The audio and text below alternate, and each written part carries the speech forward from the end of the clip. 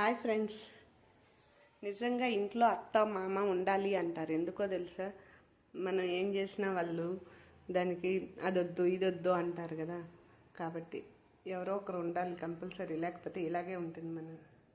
చూడండి మా ఇంట్లోని వస్తువులు ఇవేవి నేను కొన్నవి ఏమీ లేవు ఇందులో.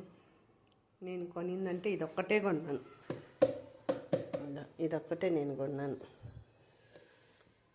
ఇది ఒకరు మా బావ వాళ్ళు గిఫ్ట్ ఇచ్చారు.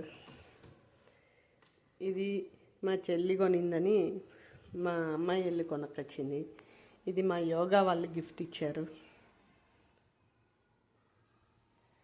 ఇది సర్ప్రైజ్ గిఫ్ట్ అని మా ఆయన ఇదేమని తెచ్చాడో తెలుసా?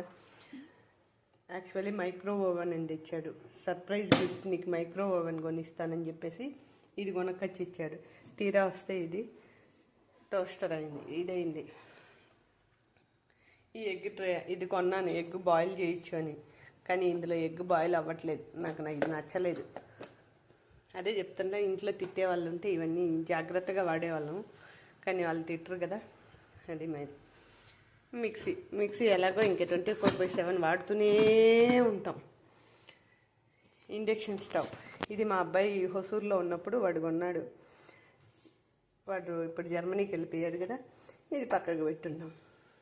ఇదేమో కరోనా టైంలో జ్యూస్ చేయడానికి సర్ప్రైజ్గా మా అబ్బాయి కొనుక్కొచ్చాడు.